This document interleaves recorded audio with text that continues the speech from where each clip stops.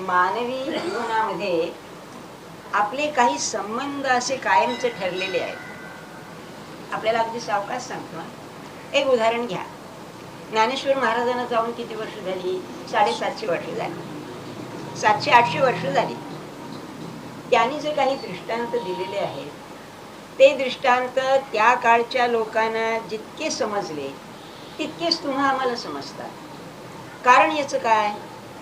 मानवी जीवनाचा जो मूलभूत साचा आहे, मोल्ड, तो त्यांच्या वेळेला जो होता तोच आता आहे. एक उदाहरण सांगतो आपल्याला. कालिदासाचं शाकुंतल आहे ना, हे शाकुंतल इसवी सनाच्या 4-5व्या शतकात रचलं असं म्हणतात. समुद्रगुप्ताची जी नवरत्न होती त्यापैकी कालिदास एक होता समजा. तर आता त्याला कितीतरी वर्ष झाली, 1500 वर्ष झाली जवळजवळ. त्या शाकुंतलामध्ये असा एक प्रसंग आहे की शकुंतला आश्रमामध्ये झाडांना पाणी घालते. तिचे वडील, मानलेले वडील कण्व बाहेर कुठेतरी गेलेले होते. तिच्याबरोबर 2 सख्या होत्या तिच्या, अनुसूया आणि प्रियंवदा. पाणी घालताना राजा आश्रमात आला, दुष्यंत राजा. आता आश्रम म्हटला म्हणजे त्या राज्यातच असणार. हा त्याचा राजा. तो पहिल्यांदा जो आश्रमात आला तो जोडे काढून आला. पण तो शिकारीला आला होता. आश्रम हा अर्थातच जंगलातच असायचा. तेव्हा जोडे काढून आत आला. आत आल्यानंतर त्याच्या तोंडात एक वाक्य घातलेलं आहे कालिदासाने, शांतमिदम आश्रमपदम. अरे किती शांत आहे हा आश्रम. हा एक अनुभव. ज्या ठिकाणी सत्पुरुष राहतो त्या ठिकाणी जगामध्ये कुठेही शांती मिळणार नाही. ती शांती आपल्याला ही एक खूण आहे बरं का सत्पुरुषाची. किंबहुना जो खरा साधक आहे आणि सत्पुरुष आहे त्याला तुम्ही भेटलात तर तुमच्या प्रपंचाची जी घालमेल आहे, भगभग आहे, ती शांत झाली पाहिजे. अगदी खरं आहे. तुकाराम महाराज म्हणाले 300 वर्षानंतर, गाव 1200 वर्षानंतर, त्यांना 300 वर्ष झाली, 17व्या शतकात. आपण आज 20व्या शतकात. तुकाराम महाराज म्हणाले संतांचं सोपं लक्षण आहे. तुका म्हणे जाती ताप दर्शने विश्रांती. बरं वाटलं पाहिल्यावर. तुम्हाला पाहिजे तो ते देत नाही, तुमच्या इच्छा आहे त्या तृप्त करीत नाही, तरी पण तो पाहिल्यावर हवा असं वाटतं. महाराजांनी खूप सांगून ठेवली सत्पुरुषाची. आपण त्याच्याकडे गेलो प्रपंचाची वासना तृप्त करण्यासाठी. तुम्ही आम्ही सगळे तसेच आहोत. ते 4 वर्ग सांगितले ते पहिल्या वर्गातले आहोत. काहीतरी समर्थाने जागो ते खुबी केली आहे. देव देव काहीतरी देव आयसी वासना, काहीतरी ते म्हणाले, त्याशिवाय देव बदला आला. समर्थाने केलं तसं आहे. पण महाराज म्हणाले आपल्याला पाहिजे तो ते देत नाही, हे नक्की माहिती आहे. असं असून सुद्धा तो हवासा वाटतो. हे सत्पुरुषाचं लक्षण आहे. हे एक मला सांगायचंय. काय मानवी जीवनाचा साचा कसा आहे बघा. आपलं मन आणि आपले शरीर, आपले सामाजिक संबंध हे बदललेले नाही. दुसरं पुढे असं शकुंतलेची आणि त्याची दृष्टादृष्ट झाली. ते लव्ह ॲट फर्स्ट साईट म्हणतात ना, तेच आहे ते. पाहिल्याबरोबर एकमेकाला एकमेक आवडले. आवडल्यानंतर याच्या मनात काय आलं, दुष्यंताच्या, हा क्षत्रिय, ती कण्व आश्रमातली मुलगी अनाडीच म्हणायची हो अशी. आणि पाहिल्याबरोबर त्याचं मन तिच्यावर बसलं. त्याचं लग्न झालेलं होतं, त्याची पटराणी होती, सगळं होतं. काय म्हणतो, असंशयम क्षत्र परिग्रह क्षमा. ही मुलगी जी आहे ही मुलगी क्षत्रियानी वर्ण्याला योग्य असली पाहिजे. वा काय चमत्कार आहे नाही का. म्हणजे एखाद्या तरुण मुलाने कॉलेजमधल्या एखाद्या मुली, चांगली मुलगी बुवा, आणि म्हणायचं की नाही माझं मन गेलंय म्हणजे माझ्याशी लग्न करायला योग्यच आहे, हे म्हणणं बरोबर आहे का? नाही.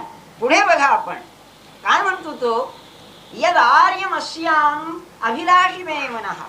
माझं आर्य मन, माझं शुद्ध मन तिचा अभिलाष धरत आहे तेव्हा ते बरोबर असलं पाहिजे. आणि हे सांगून तो म्हणतो खाली, सताम ही संदेह पदेषु वस्तुषु प्रमाणम अंतःकरण प्रवृत्तयः.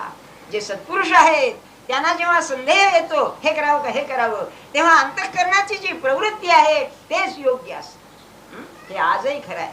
हे करू का ते करू, ज्याची ईश्वरावर निष्ठा आहे तो बरोबर त्याचा निर्णय येईल की हेच कर. आता मला सांगा, तरुण पुरुषाचं मन स्त्रीवर जाणं हे काय नवीन आहे का? म्हणजे मानवी जीवनामध्ये हा प्रकार आहेच. तसं हे जे 5-6 संबंध मी सांगितले आपल्याला, नवरा बायकोचा संबंध, नवरा बदलेल बायको बदलेल, प्रेम तेच. नंतर मालक नोकर यांचा संबंध तोच, या काळात काय ना आज काय तोच. आई बाप आणि मुलं यांचे संबंध तेच तसेच राहायचे. आणखी एक अतिशय महत्वाचा संबंध वैदिक काळापासून चालत आलेला आहे, तो म्हणजे गुरु शिष्य संबंध. त्यात आणखी एक खूबी आहे. गुरु शिष्य संबंध, सद्गुरु सत्शिष्य संबंध यात फरक आहे. गुरु पुष्कळ, सद्गुरु एक. काय आहे? समर्थांनी म्हणाले, गुरु होऊ शकेल, विद्या शिकवली आपल्याला, पोटार्थी विद्या शिकवली, काही आणखी काही कला शिकवल्या, असे पुष्कळ गुरु असतात. गायनात नाही का, याच्याकडे थोडं शिकलं त्याच्याकडे थोडं शिकलं, असे अनेक गुरु असू शकतात. पण सद्गुरु एक, तो कसा? जीवात्मया परमात्मया अशी ऐक्य करी, तो सद्गुरु. आपलं भगवंताशी जोडून देतो, तो सद्गुरु खरा. मग आता काय आहे? आपण आई बापांचं श्राद्ध करतो, तो काय आहे? प्रत्येक धर्मामध्ये, सगळ्या देशामध्ये श्राद्ध. याचा अर्थ काय? तुम्ही तुमचा आदर दाखवता त्यांना. आता समजा 50 वर्ष झाली श्राद्ध, आई बाप मरून, तरी श्राद्ध करतो, ते स्मरण आहे त्यांचं.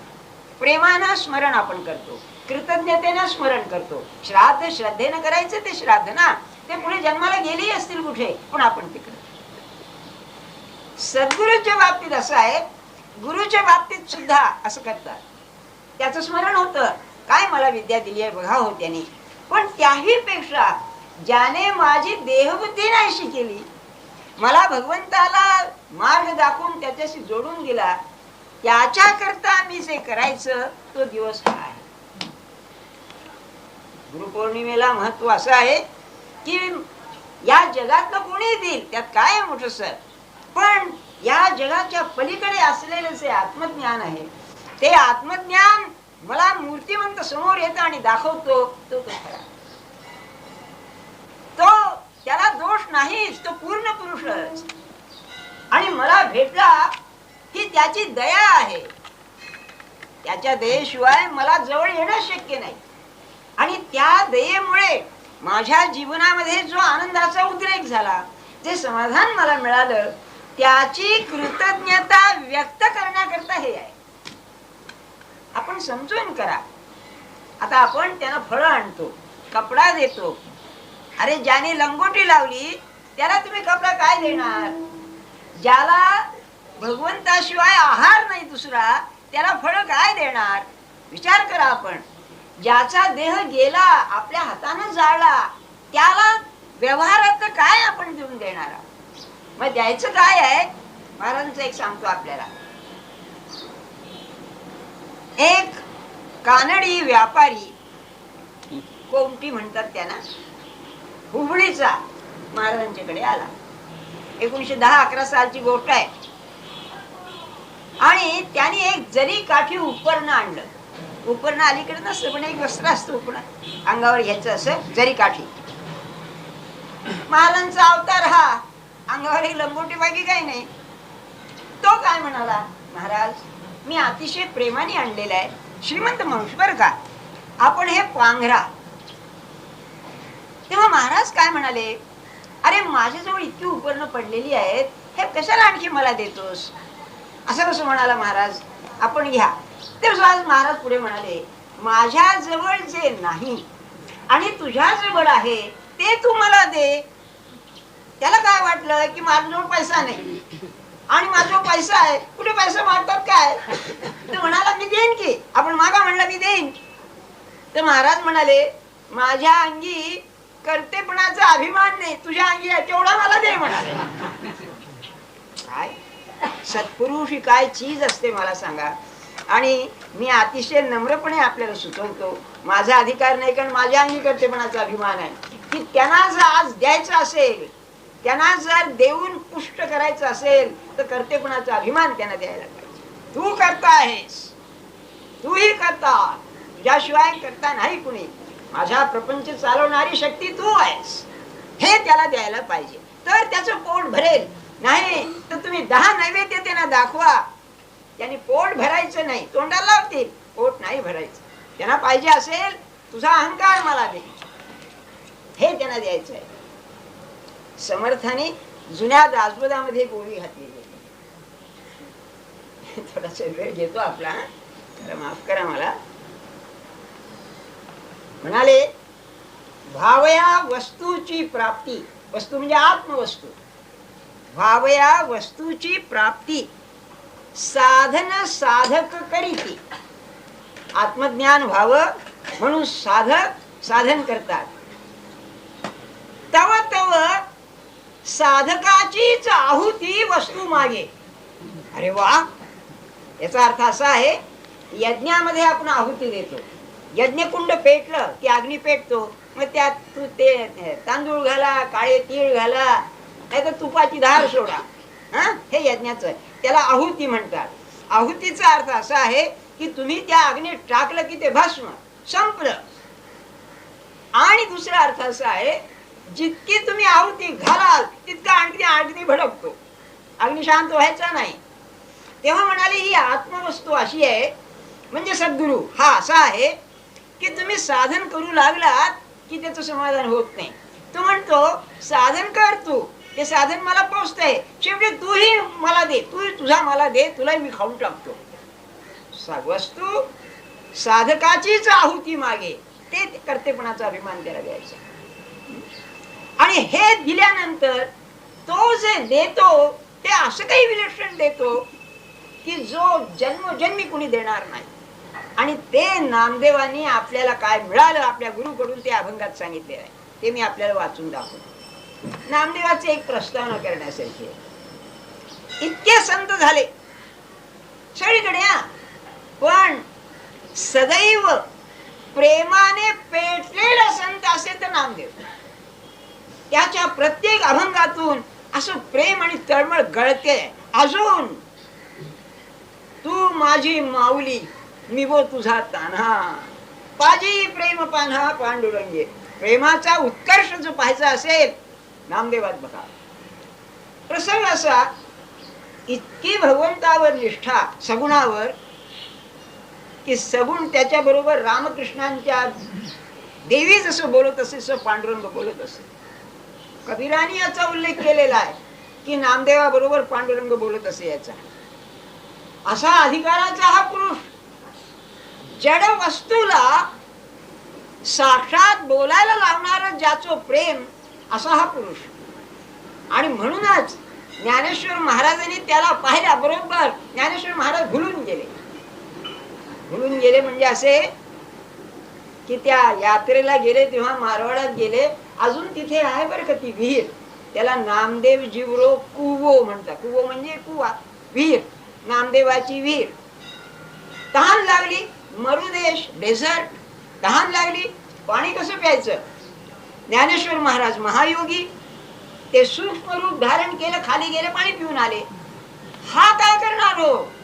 तेव्हा तो काठाशी बसला आणि भजन करायला लागला. देवा म्हणाला येऊन पाणी पाज, नाही तर मरतो मी आता.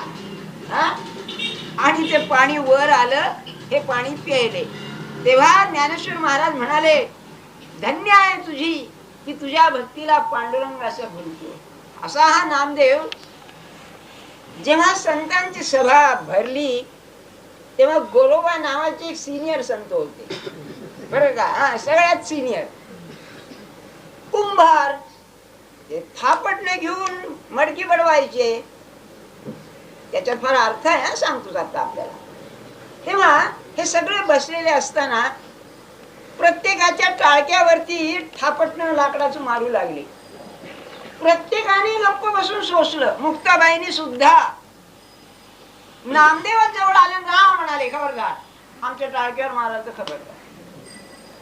तेव्हा सगळ्या सभेला उद्देशून म्हणाले, काय सांगावं म्हणले, ही मडकी पक्की आहे, हेच कच्चं मडक आहे म्हणाले तेवढं. मग आता याला उपाय गुरुकडे जायला पाहिजे. म्हणजे सगुणाचं प्रेम इतकं बेहद जरी असलं तरी सगुणातून निर्गुणात जायलाच पाहिजे. सविकल्प समाधीतून निर्विकल्प समाधीत जायलाच पाहिजे. आणि ते काम सद्गुरु करतो. तेव्हा म्हणतो खेचरांच्याकडे गेला. खेचर याचा अर्थ भूत असा आहे. खेचरती इति खेचरः, आकाशात संचार करणारे, सूक्ष्म रूपानं संचार करणारे ते खेचर. हा असा असे, हा खेचर देहानं पृथ्वीवर, हा मनाने नव्हताच कधी. भगवंताच्या ध्यानामध्ये बेहोश असायचा. त्या औंड्या नागनाथला गेले, तिथे होता तो. पाहत त्या याच्यामध्ये मंदिरामध्ये पिंडीवरती पाय ठेवून, चपला पायामध्ये पाय ठेवून निजलेले होते. नामदेव गेले आणि म्हणाले, हे काय गुरुत्व आहे, आपण बाहेरून पाहणार, हे काय म्हणाले हे. ते म्हणले, अरे मी आजारी आहे, तू एवढं कर की जेथे पिंड नाही तेथे उचलून माझे पाय ठेव. आधी पाय हले ना, आणि हल्ले ते पिंडी सगळं हल्ले. म्हणजे पाय सरकावे तर पिंडी सरकायची, मग पाया पडला. नानकाच्या चरित्रात अशीच गोष्ट आहे. ते मक्केला गेले असताना निजले, ते पाय त्यांचे काबाकडे होते. तो दगड जो आहे ना, ज्याला हे करतात त्याच्याकडे. तेव्हा एक मुसलमान आला, अरे क्या बेहुदा आदमी हे काय करतोस तू, म्हणाले, पाय तुझे तिकडे आहेत. तू म्हणले, वाज, मी तर बुढा म्हातारा मनुष्य आहे, जिकडे काबा नाही तिकडे माझे पाय कर. तर तिकडे पाय फिरवावे, तिकडे काबा फिरला. अशी आपली चरित्रात या गोष्टी सांकेतिक आहे. याचा अर्थ असा तो सर्वव्यापी आहे आणि त्याच्याकडून त्यांना अनुग्रह झाला आणि तयार झाले. मोठ्यांच्या गोष्टी आहेत, ऐकून ठेवायला हरकत नाही. कधी काळी या जन्मात नाही, पुढच्या जन्मात जर प्रसंग आला तर अवस्था येईल. त्याची कृतज्ञता नामदेवानी वर्णन केलेली आहे, जी आपण ध्यानात ठेवण्यासारखी. असं आहे, म्हणाले, सद्गुरु सारिखा सोयीरा जीव लग, सोडीला उद्वेग संसाराचा. आपल्याला घेण्यासारखी गोष्ट ही आहे. सद्गुरूच्या चरणी डोकं ठेवल्यानंतर संसाराचा ताप आपल्याला होता कामाचा नाही. जर संसाराची काळजी, भय आणि चिंता लागली तर सद्गुरूच्या पायावर डोकं ठेवायला पाहिजे तसं ठेवलं नाही. बघा बुवा, आपण विचार करा. नाही तर रोज नाक घासतोय आणि बा हे चालू आहे, अजून नाही बरोबर पाय ठेवले नाही. एक मुसलमान सुफी साधू होता, तर त्यांच्या नमाज मध्ये डोकं खाली ठेवतात, त्याच्या पायावर जणू काय. तर तो म्हणतो, नमाज पडणं असं पाहिजे की एकदा डोकं टेकलं की पुन्हा काढायचं नाही, ठेवलं की ठेवलं. तसं तुम्ही आम्ही एक नमस्कार घातल्यानंतर पुन्हा नमस्कार घालायला मी उरताच कामाचा नाही, तर संसाराचं उपयोग आपल्याला पाहिजे ना काहीतरी. काय संसाराच्या कटकटी आहेत मला सांगा. तुम्ही इतके डोकी इथे आहात, माझ्या सगळं ऑल इज वेल. काय म्हणताय, अरे इथे बसत असताना काही नाहीतरी ऑफिसची वेळ होत आली, इकडे लक्ष आहे आपलं. कटकट किती कटकट आहे, किती कटकट आहे.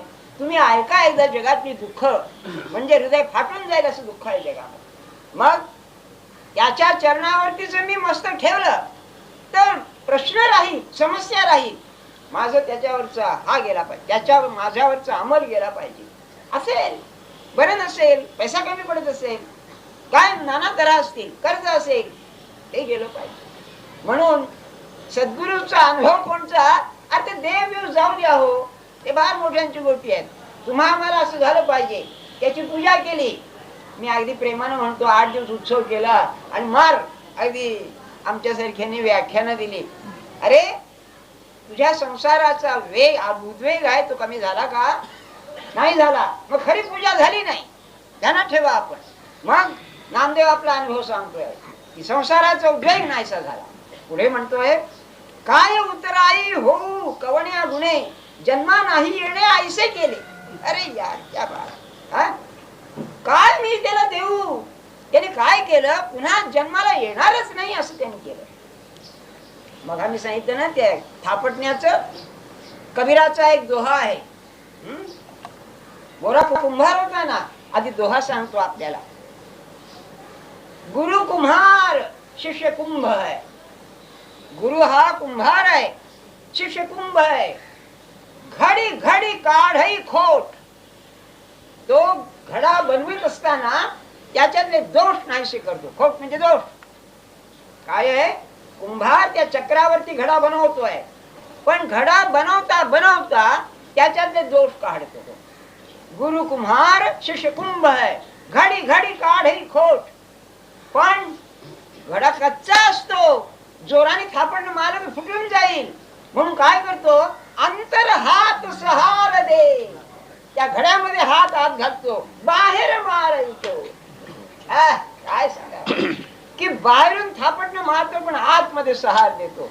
म्हणजे अंतर्यामी ज्याने त्याला आवडणारं नाम धारण केलंय, तो प्रपंचात ते प्रसंग आले तर मार खाईल, पण खाईल आतमध्ये आधार आहे. योगी ये बात आहे. मग माझं जन्मवरणच त्यांनी नाहीस केलं, अशी अवस्था मला आलेली आहे. काय त्याला देऊ? हे आपल्याला झालं पाहिजे.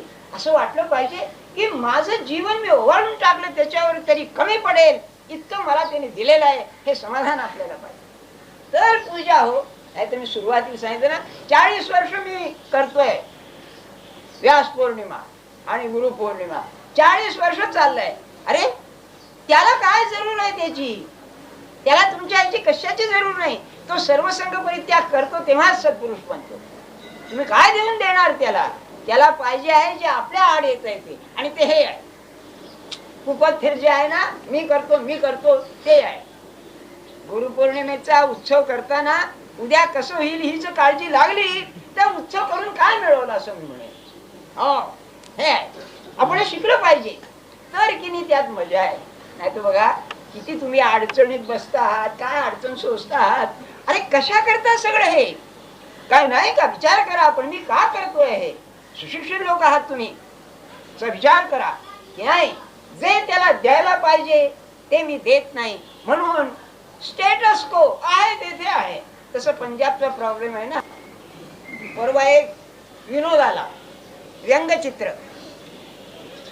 पंतप्रधानाच्या खोलीतून त्याचा चीफ सेक्रेटरी आणि एक काँग्रेसमन दोघं बाहेर आले. लक्षात आलं ना सिच्युएशन? पंतप्रधानाची खोली वर प्राईम मिनिस्टर आणि दोघं बाहेर येत आहेत. कोण? त्याचा चीफ सेक्रेटरी आणि एक मोठा काँग्रेसमन. तेव्हा म्हणाले त्यांनी मला कायमचं काम दिलं. हा काँग्रेसमन म्हणतोय चीफ सेक्रेटरीला, मला कायमचं काम दिलं. काय? पंजाबचे प्रश्न सोडव म्हणून सांगितलं. नाही का? अशापैकी होत आहे. आमची गुरुपौर्णिमा चाललीच आहे, आणखी आपला आहोत तिथेच आहोत. अरे हे काय? नाही, माझं पाऊल पुढे पडलं पाहिजे. बरं त्यांचं कसं आहे? त्यांचा दृष्टांत आहे की म्हणाले नवरा हार घेऊन भोल्यावरती उभा आहे. अरे ये तुझ्या गळ्यात घालतोय, हीच म्हणले माहेरी पडतीये, त्याला काय करायचं? पूर्वी असं असे ना, आमच्या वेळेला नव्हतं कारण मुली मोठ्या असत. पूर्वी मामा कडेवर घेऊन मुलीला येत असे. आता ह्याची मुश्किलच आहे हो. आता काय नाही का? असं असे ना, कडेवर घेऊन यायचा, तर कडेवर घेऊन आलं तर हरकत नाही, आणून उभी करता येईल. कसं हाच पळायला आल्यानंतर तसं ते द्यायला तयार आहेत, घ्यायला मिळत नाही कोणी. तुम्हाला सांगतोय सत्पुरुषाच्या जीवनामध्ये एक शोकांतिका आहे. किती मोठा असू दे तो, कितीही आनंदात असू दे, ती शोकांतिका म्हणजे त्याचा आनंद घेणारा, त्याचं ज्ञान घेणारा लायक शिष्य भेटत नाही त्याला. सगळं हिंग जिरायचं. महाराज म्हणाले शेवटी काय सांगावं आपल्याला, ते आपण बनावं. हिंगजिरे घेतले आजपर्यंत, आता केशर कस्तुरी मागणारा खायचं. हो, केशर कस्तुरी किती महाग आहे माहिती आहे ना. आणि ते जर असेल तर मला भगवंताचं प्रेम द्या आपण. माझ्या मनात नसेल पण मला द्या आपण, असं मागणारा पाहिजे. म्हणून म्हणाले जन्म मरण माझं नाहीस केलं, अरे याला काय देऊ मी? पुढे म्हणतोय माझे सुख मज दाखिवेले डोळा, दिधली प्रेम कळा नाम मुद्रा. काय सांगतो? नामदेवच म्हणजे नामदेव नावच त्याचं. मला नाम दिलं म्हणाले त्यांनी. मुद्रा म्हणजे सील. बरं का? माझे सुख मज दाविले डोळा. अरे सुख बाहेर नाही, ज्ञान बाहेर नाही, समाधान बाहेर नाही. ते रविवारच्या निरूपणात मी रोज कंठशोष करतो दर रविवारी की सगळं आत आहे, आत जायला पाहिजे. हा परमार्थ माझ्या जवळ आहे सगळं. म्हणून कालच्या रविवारी सांगितलं तक्रार करणं सोडून द्यायला पाहिजे. पहिली गोष्ट हे असं आहे, ते तसं, हे असं नाही, ते तसं नाही. काय म्हणले पंतप्रधान आहे, अमुक करतोय, याच्या हातात काहीच नाही बरं का, तो यावा किंवा जावा काही नाही याच्या हातात. पण तक्रारी स्वभाव किती आहे बघा, हे सोडलं पाहिजे. पहिल्यांदा म्हणले असे ना विचार, एकदम म्हणाले बरं का असे ना विचार, पोटावरून हात फिरून म्हणले आणि मग म्हणाले इतक्या लोकांचे दोष पोटात घेतोय ना म्हणाले. पुढे म्हणाले पण म्हणले ज्याला पचवण्याची शक्ती आहे त्यानेच ते करावं, नाही तर तुला होतील म्हणाले. हो अरे का सामान्य गोष्ट काय समजतं आपण, इतक्या लोकांना सांभाळायचं, त्यांचे दोष गिळायचे आणि त्यांना सुधारण्याचा प्रयत्न. तुम्हा आम्हाला घरात मुलांच्या बाबतीत होत नाही, काय समजतात मग सत्पुरुषाची गोष्ट कुठली गे, हाच तो सोशी जगाच. आणि गंमत अशी आहे, ज्याचे करावे बहुत भारी, तुम्ही ज्याचं करता संत थोडे चुकता उलट गुरगुरी, ही आमची स्थिती. अशा लोकांना सांभाळून सुधारायचं काय तपश्चर्या आहे. म्हणून एकदा गमतीनं म्हणाले ज्या संतांच्या प्रारब्धात प्रापंचिक लोकांना मार्गाला लावायचं आहे त्याचं प्रारब्ध वाईट आहे म्हणाले. कारण किती केलं तरी तो दोषच नावच ठेवायचा. महाराज एवढे केलं पण एवढे केलं नाही तुम्ही, आम्ही प्रपंचाकरताच त्याच्याकडे जातो. काय सांगायचं मला सांगा. अरे तुझ्या प्रपंचाचं तू पहा ना काय आहे ते. बरं प्रपंचात तुला त्यांच्याशिवाय अडतंय असं खरं वाटतं का, नाही वाटत आपलं. मग शांत व्हायचं म्हणजे काय व्हायचं, पहिली गोष्ट असेल अत्यंत अविरोध, कॉन्फ्लिक्ट नाही, मनामध्ये संघर्ष नाही. आणि दुसरी गोष्ट आपल्या मनामध्ये एक प्रकारचा समतोलपणा आला पाहिजे. काही झालं तरी हाता कामाचं नाही. तुम्हाला हे माहिती आहे का, सायन्स शिकला असेल एक हेअर बॅलन्स म्हणून असतो, एक वजन करणारा काटा असतो वजनाचा, केस वजन करतो, एक केस टाकला तर तो वजन करतो, त्याला हेअर बॅलन्स म्हणतात. त्याच्यासारखी आपल्या मनाची स्थिती आहे नाही का.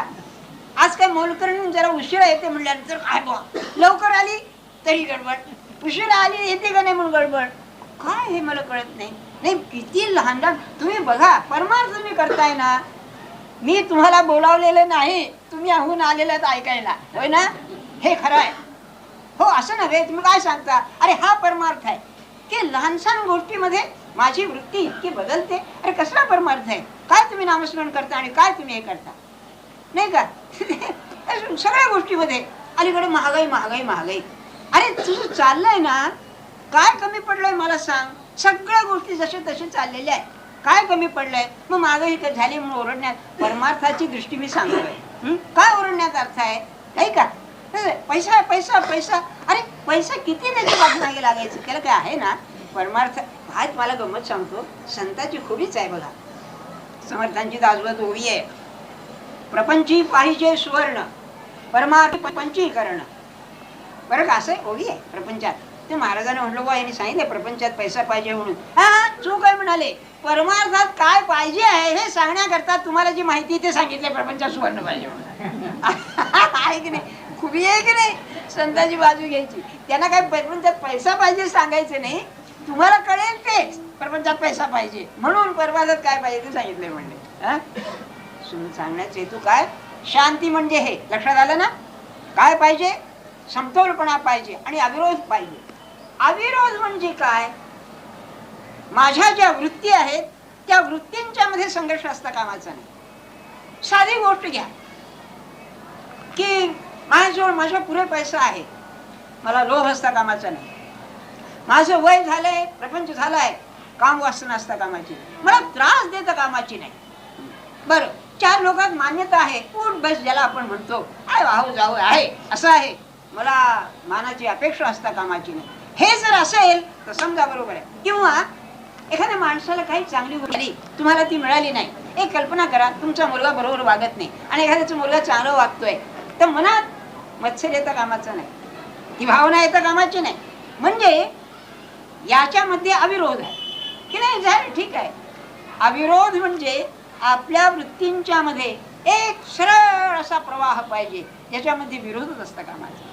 आणि अशी वृत्ती भगवंताशिवाय होऊ शकत नाही, म्हणून परमेश्वराकडे जायला पाहिजे. तो काय म्हणतो, याची देणगी आहे होईल, याची देणगी आहे, पैसा अरे मिळेल.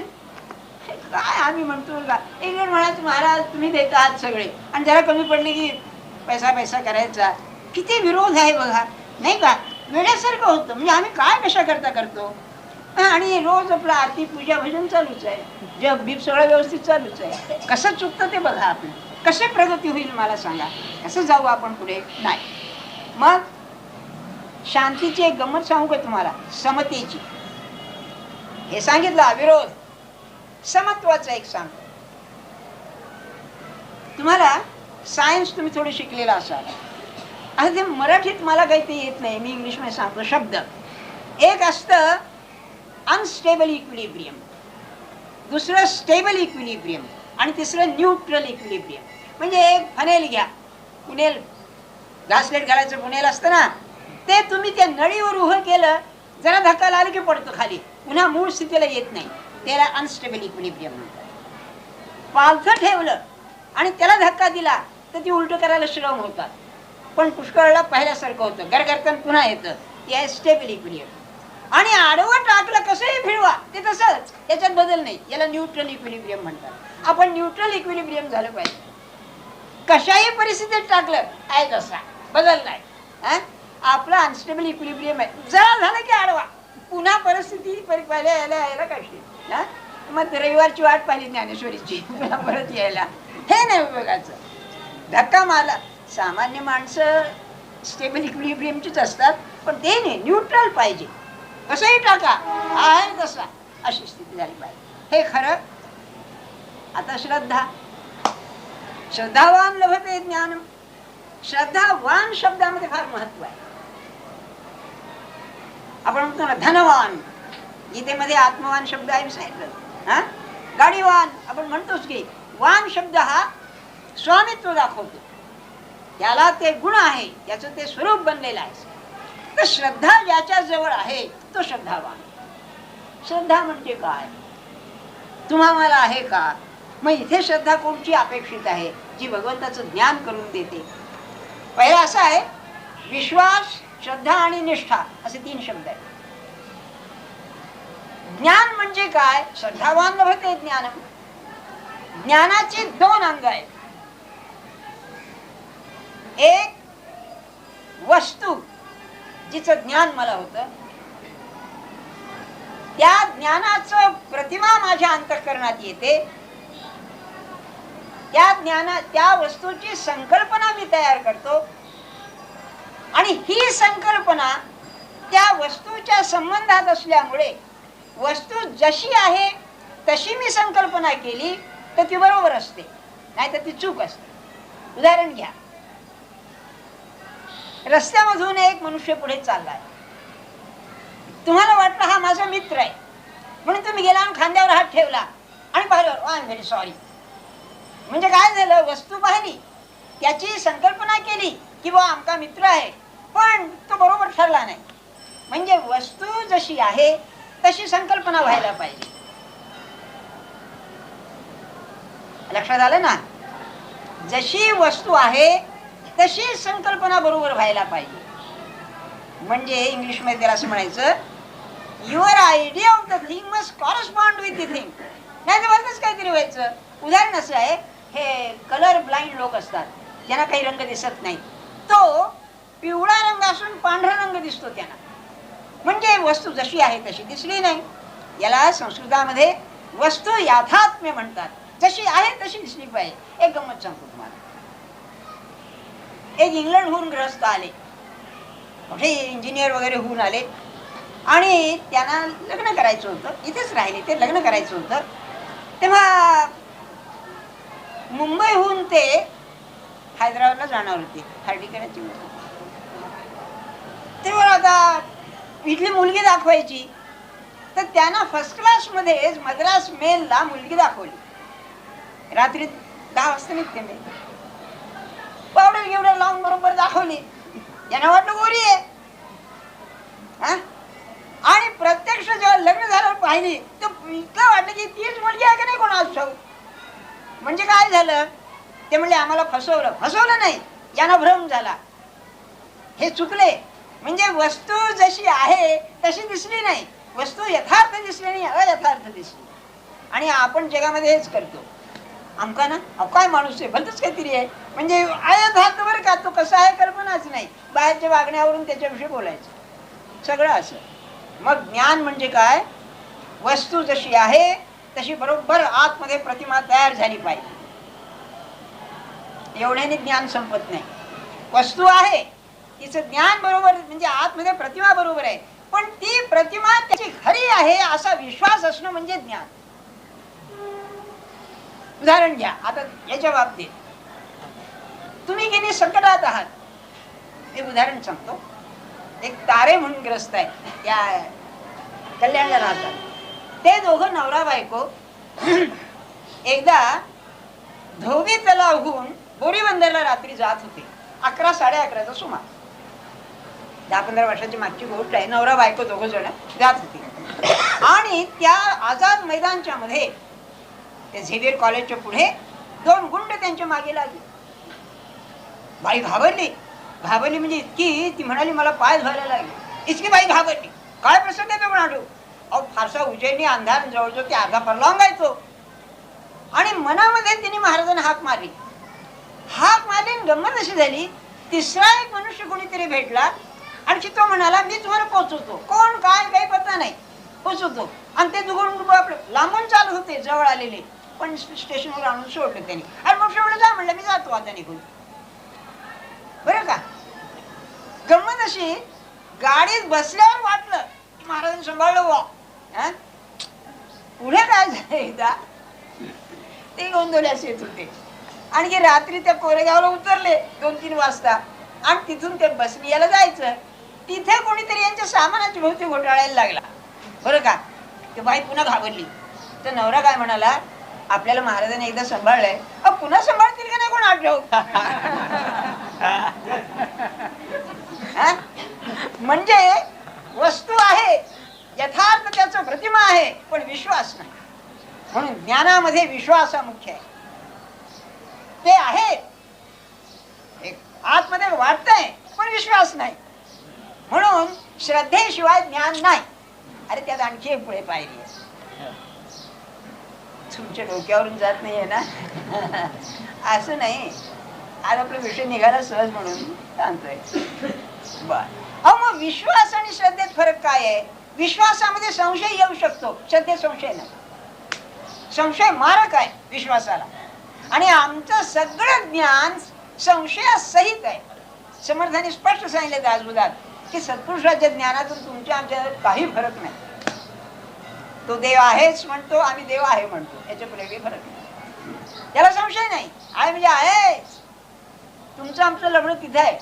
आपला विश्वास, मी नेहमी गमतीनं म्हणतो, ॲनिमिया झालेला विश्वास आहे. मरतोय जगतोय, मरतोय जगतोय. त्याला काय करायचं. त्याला काय आता टॉनिक आहे का नाही कोणाला ठेवू. त्याला टॉनिक हेच सत्पुरुषाची संगत आणि नामस्मरण, हेच त्याला औषध आहे. संगत पाहिजे, असा आहे. असा विश्वास ठेवणारा माणूस संगतीला पाहिजे. म्हणजे मग कळतं काय सामर्थ्य असतं त्याच्या अंगी. विश्वासाचं सामर्थ्य फार जबर आहे. येऊ दे म्हणतो, काय व्हायचं ते होऊ दे. मला एक लोकमान्यांची गोष्ट आठवते की ते चिरोल केस मध्ये हारले. त्या काळामध्ये 1.5 लाख रुपये कर्ज, गायकवाड वाडा सगळा घाण टाकला होता. प्रेस बीस सगळं, कल्पना करा, जन्माची कमाई गेली ना अशी सगळी. आणि घरी आले, जजमेंट झालं, घरी आले. लंडनची गोष्ट आहे. तेव्हा बॅरिस्टर बॅप्टिस्ट म्हणून त्यांच्या बरोबर होते. तो जीव ग्रस्त होता पण आधी त्यांच्या निकट असे. तेव्हा तो काय म्हणाला, केवढा प्रसंग म्हणाले. तेव्हा हे काय म्हणाले, नाही म्हणलं घाबरायचं कारण नाही. असं आहे, उद्या जर आकाश कोसळलं तर घाबरून जाण्यापेक्षा याचा उपयोग कसा करून घ्यावा याचा मी विचार करीन म्हणाले. ही श्रद्धा. मला अगदी तुम्हाला सांगतो, 1000 वेळा आठवतं की आपल्या मुलीला महाराजांनी लग्न केलं असून त्या मुलीला ती छळत असताना शेजारी हा ग्रस्त भाऊसाहेब म्हणतात की बरोबर आहे, महाराजांनी केलेलं योग्यच आहे, तिचा प्रारब्ध आहे, महाराजांचा दोष नाही. काय श्रद्धा आहे मला सांग. हे ज्ञान खरं. उगीच नाही श्रद्धावान लभते ज्ञान म्हणतात. तो करतो ते बरोबरच आहे. आम्हाला असं महाराजांनी असं कसं काय केलं बुवा. अरे ते करतील ते योग्यच करतील. आणि तुमच्या आमच्यावरचे प्रसंग ते काय. मी एक समजू शकतो. परवा ते आता त्या जनरल वैद्याला मारलं ना, त्याची बायको असं म्हणाली तर ठीक आहे, त्यांची श्रद्धा आहे तेवढी. त्यांचं त्यांना कळतच नाही, त्यांचा दोष नाही. परमार्थ हे काय आहे हे माहितीच नाही. मग असं आहे. तुमचे आमचे प्रसंग ते काय काय ते म्हणाले, ऑफिस मधून पगार आणताना पाकिट गेलं बरं का. याने पैसे खाल्लेले असतातच पुष्कळ बरं का, पगारावर नसतेच अवलंबून, पण पाकिट घेतलं. काय म्हणले महाराज, आपण म्हणले मालाडला निरूपणाला चाललो तर पाकिट गेलं. म्हणले काय करावं, आणि निरूपण काय कपाळाला हात लागेल. कसं आहे बघा, हे लक्षात ठेवावं की श्रद्धा म्हणजे असं काहीतरी मनाची एक न हालणारी स्थिती आहे. मग विश्वास म्हणजे ते खरं आहे असं वाटतं. तो विश्वास घट्ट झाला की श्रद्धा बनतो. जसं दुधाला आटवलं तुम्ही म्हणजे रबडी होते, रबडी. ते रबडी म्हणजे श्रद्धा आहे, आणि त्याचा मावा बनणं म्हणजे ज्ञान आहे. दूध असताना हा विश्वास आहे. आता त्या दुधात पाणी असेल त्या मनाने विश्वास, तुम्ही पाहतच राहत नाही का काय आहे ते. म्हणजे ते प्रमाणित दूध जे आहे ना, तुम्हाला माहितच आहे. त्याचं दही सुद्धा चिकट होतं बघा, नाही का. दही सुद्धा युसलेस दही होतं, पिवळत होते. काय चहाला कसं असतं कोणा आठवत. मग सांगायचं हेतू काय, श्रद्धा अधिक घट्ट आहे, श्रद्धा हलणार नाही. मग श्रद्धेच्या उलट काय आहे, श्रद्धेच्या उलट अश्रद्धा नाही, संशय त्याच्या उलट. आता मी आपल्याला असं विचार, मग हा सांगितलं विश्वास म्हणजे खरेपणा, सेन्स ऑफ रियालिटी, याला बिलीफ असं म्हणतात की ते खरं आहे. पण विश्वास हा पेद्रू आहे. एखाद्या विद्यार्थ्याला विचारा, का तुम्ही पास होणार का, विश्वास असेल होय सर होईल बुवा, काय सांगावं, श्रद्धा असेल तुम्ही होणारच. मला उदाहरण सांगतो काय श्रद्धा असते. CV वैद्य म्हणून गेल्या पिढीमध्ये एक अतिशय विद्वान होते, इतिहासकार. महाभारत क्रिटिसिझम नावाचा त्यांचा मोठा ग्रंथ आहे. महाभारताचा अतिशय उत्तम अभ्यास, त्यामुळे लोकमान्यांची त्यांची फार दोस्ती. MA चान्सलर्स मेडल मिळालं हिस्ट्रीमध्ये त्यांना. तेव्हा ते आणखी शेजवलकर दुसरे ते वारले आता मला लक्षात. हे दोघे पुण्याहून मुंबईला MAच्या परीक्षेला येत होते. 3 जण होते, तिसऱ्याचं नाव मला आठवत नाही. तेव्हा वैद्य वरच्या बर्थवर निजले होते. कल्याणला पॅसेंजरने येत होते, कल्याण आपल्या मुंबईहून. कल्याणला काय झालं, ते दोघे खाली उठले, बसले, बोलत होते आणि म्हणाले या वर्षी हिस्ट्रीचं चान्सलर्स मेडल कोणाला मिळणार. ते निर्णय विषयानं असतं. त्या वर्षी हिस्ट्रीला इतिहासाला होतं, कोणाला मिळणार. बोलणं चाललं होतं, म्हणजे हुशार कोण, अभ्यासी कोण. हे वरून म्हणतं अरे विचारतं काय, मला मिळणार म्हणाले. ही श्रद्धा, हा खोटा अभिमान नव्हे, हा ही श्रद्धा. मला सांगा आपला नामावर विश्वास आहे का श्रद्धा आहे, तुम्हीच ठरवा काय सांगायचं ते. विश्वास आहे तो सुद्धा आहे नाही नाही, श्रद्धा तर नाहीच. म्हणून महाराज म्हणाले तुम्हाला जे नाम दिले तेच ब्रह्मानंदाला दिले, त्याने ते सर्वस्व मानलं, तुम्ही मानित नाही, याला मी काय केलं. काय आहे हे पाहिजे की नाही, मी नाम घेतो, मी जाणार, मी भेटणार त्यांना. जेथे नाम तेथे माझे प्राण ना, ते आहेतच असं वाटलं पाहिजे श्रद्धा. मग दुसरं सांगतो आपल्याला, श्रद्धेमध्ये काय असतं. इंग्रजी शब्द सांगतो आधी, फिक्सेशन आणि आयडेंटिफिकेशन. विश्वासात सुद्धा फिक्सेशन असतं. आधीच उदाहरण सांगतो.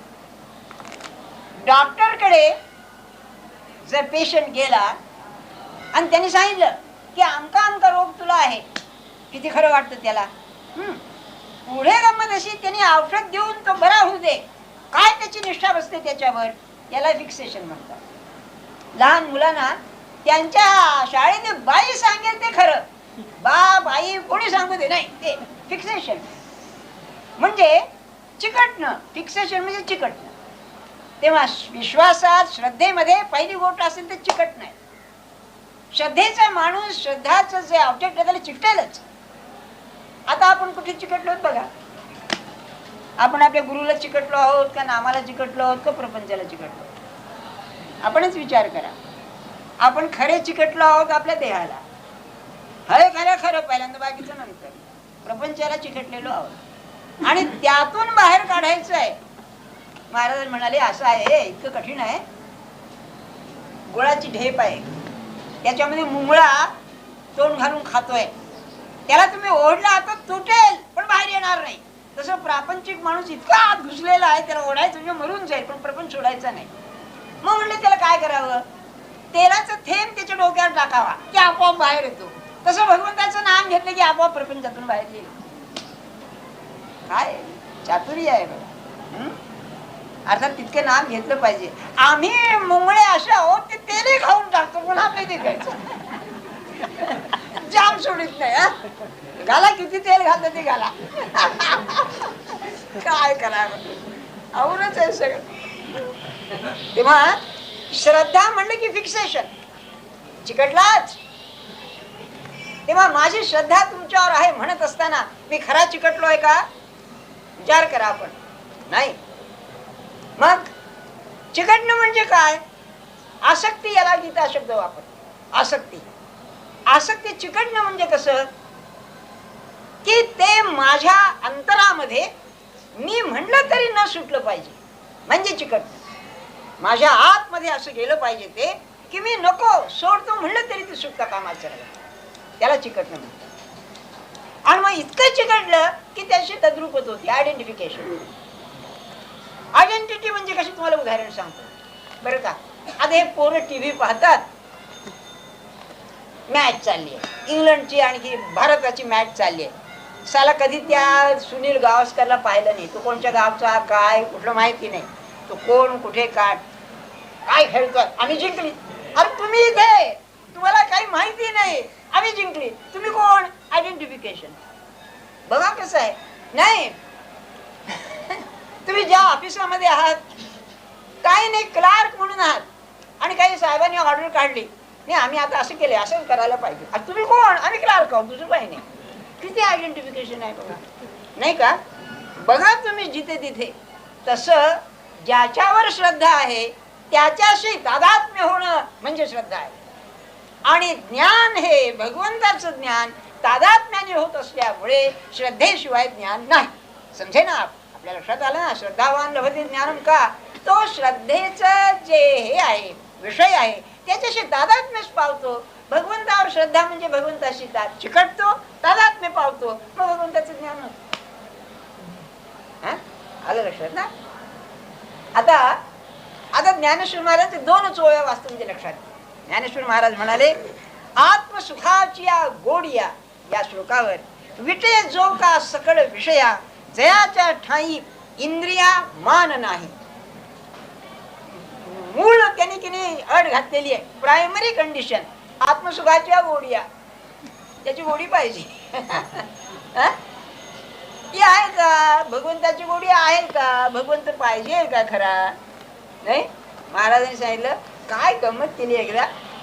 काशीकर होते त्या दिवशी, सांगितलं त्या दिवशी माणसाला म्हणाले दोन रोग झाले, एक प्रपंचाच्या बाबतीत आहे, एक भगवंताच्या बाबतीत आहे. प्रापंचिक माणसाचं वर्णन महाराजांनीच करावं. इतका प्रपंच समजलेला साधू आपण पाहिला नाही. समर्थ असतील बुवा, पण हे काही निराळच होत. म्हणाले एक भस्म्या रोग आहे. भस्म्या रोग म्हणजे किती खाल्लं तरी त्याला पोट भरत नाही हो, खा खा खा खा खा. तसं म्हणाले इतका विषय भोगलाय, इतका प्रपंच भोगलाय, अजून तृप्ती नाही, खा खा खा. आणि दुसरं म्हणले अग्निमांद्य झालंय, डिस्पेप्सिया. तो भगवंताच्या बाबतीत झालाय म्हणाले त्याला. किती म्हणा, मला नको मला नको, अन्नाची रास घाला, याला नको, डिस्पेप्सियाच आहे. ते काय करावं माणसं. आणि अशा माणसाला भगवंताकडे लावायचं म्हणजे आज लष्करच्या भाकरी घालण्यापैकी आहे, नाही का. एकदा गंमत अशी झाली, म्हणाले अलीकडे असं वाटायला लागले आता सांगणं थोडं बंदच करावं बरं का. म्हणलं महाराज असं कसं आहे.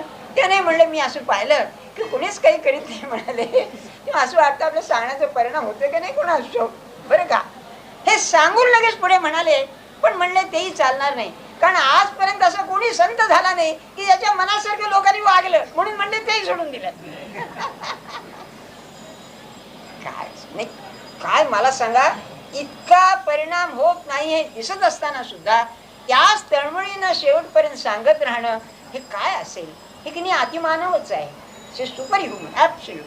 हे काय माणसाचं कामच नव्हे, नाही का. म्हणजे मी करतो ही भावनाच नाही. ते कृष्णमूर्ती जसं म्हणाले, माय मिशन इज ओव्हर, मी जातो आता. तेव्हा ज्या दिवशी तुझी इच्छा असेल की संपलं आपलं, त्या दिवशी जायचं, तोपर्यंत नाहीच काही, नाही का? असं म्हणून म्हणाले, आत्मसुखाची या गोडिया विटय जो का सकळ विषया. काय त्या प्रपंचाची ही आहे म्हणाले, तो करील परंतु त्याला महत्व देणार नाही.